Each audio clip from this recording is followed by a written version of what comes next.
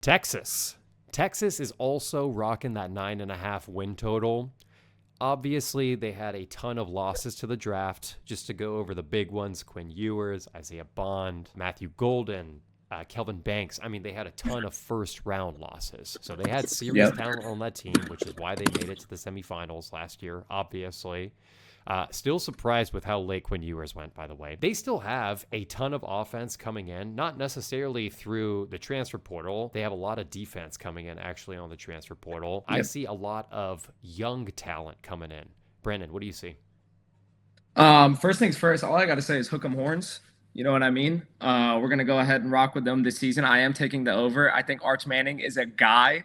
I didn't even want I to get think, into listen, Arch. listen, Sark's offense, we saw what he was able to do, and this is no knock on Quinn Ewers. Quinn Ewers is a good quarterback, but we saw what he was able to do with Quinn Ewers, a quarterback who was stagnant, like mobile-wise, like athletically, and he was injured like pretty much the whole year. He had some sort of issues going on with him. Arch Manning has wheels. We saw that in the packages this past season when they would put him in the game in the in the offense. When Ewers was healthy, they still used him like when, they want to do a QB blast or get some quick short yardage, that whole thing. So I'm really excited to see what Sark does with Arch Manning. I'm really excited to see CJ Baxter come back and turn up on the field this year, the running back. He did tear his ACL like during training camp last year, so he was out all of last year. 5-star running back. I think he's going to be a dog. And then both of their receivers, Ryan Wingo, the sophomore, DeAndre Moore, the junior, both of them got just under 500 yards last year, and they were both playing behind Matthew Golden and Isaiah Bond.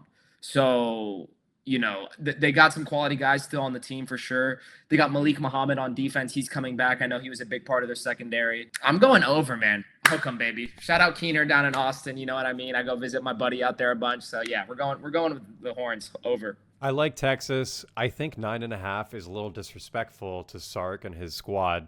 Granted, I mean, I would say that Sark made Jaden Blue draftable. He made him look like a draftable running back. And considering, that the CJ Baxter, correct me if I'm wrong, that injury happened preseason. He has yet to take a snap.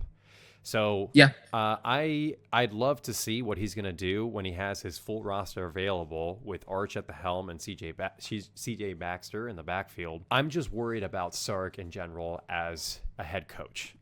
I saw the way the season kind of unraveled, especially in the postseason, the way that he interacted with the media, even during games. There's a reason Burt Auburn, I would say, is leaving.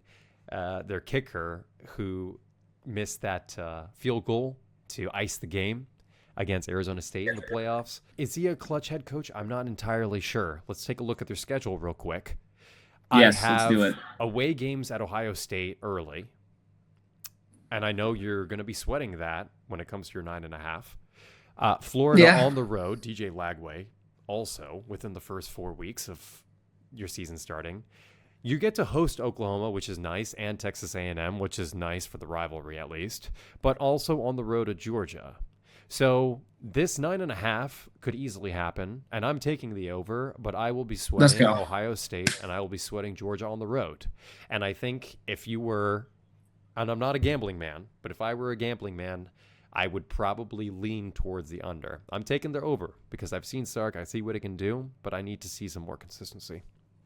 They lose one game this season. That's all I'm going to say. We'll see.